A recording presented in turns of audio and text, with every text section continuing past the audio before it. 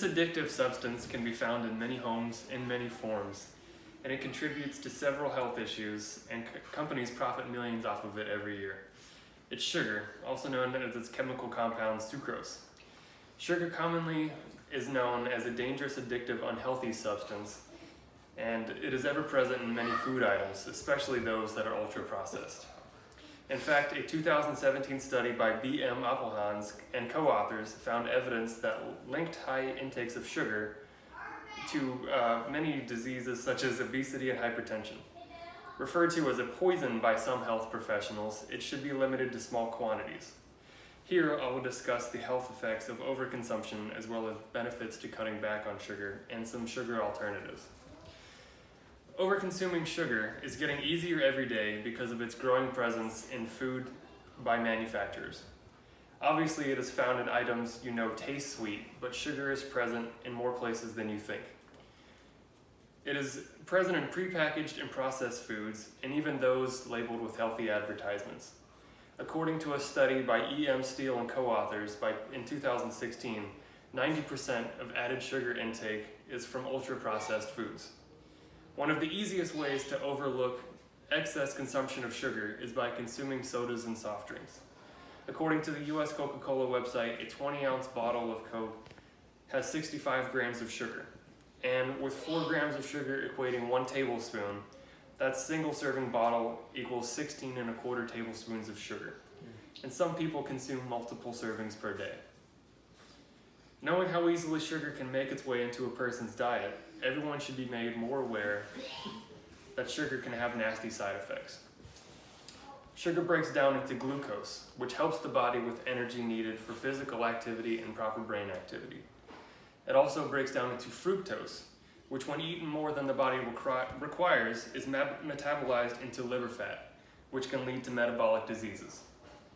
It also limits the body's ability to know when a person's full, which contributes to overeating. It's no surprise that it also contributes to dental issues. Bacteria that causes enamel eroding acid in the mouth is created from foods that contain carbohydrates. This also depends on how long the food stays in the mouth and whether the teeth are brushed after a meal. The harms involved in sugar overconsumption can be dialed back or eliminated with cutting back in sugar in our diets. Louis Cantlay, a Cornell University professor, in 2013 said large amounts of fructose in the liver can cause excess insulin to be produced by the pancreas. Excess insulin changes behavior in tumors, telling them to feed on much of the body's precious glucose. This fuels the growth of cancer cells and robs glucose from fat and muscles.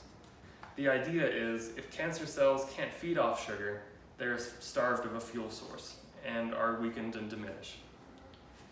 Because fructose favors pathways in the body that produce fat and impair those that clear fat from the body via the liver, cutting back on sugar helps raise healthy HDL cholesterol and produce a healthier blood lipid profile, lowering the risk for heart disease.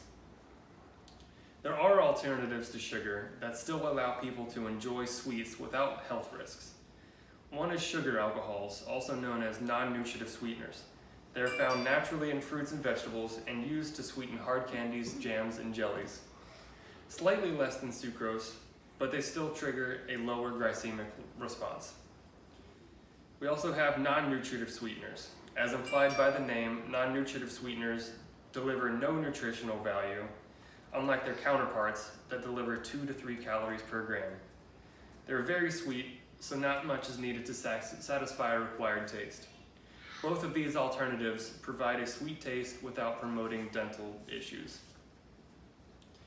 Knowing some risks of a higher sugar diet and how present it is should make the average person at least consider how much they consume and make an effort to come back. Many health risks to consuming sugar on a large scale, but there are just as many benefits to limiting intake. With the availability of sugar alternatives, people don't have to give up on having sweets in their diets. With the average daily intake of Americans at 27 tablespoons per day, and the recommended limit between 6 and 9 tablespoons per day, we clearly have much to work on.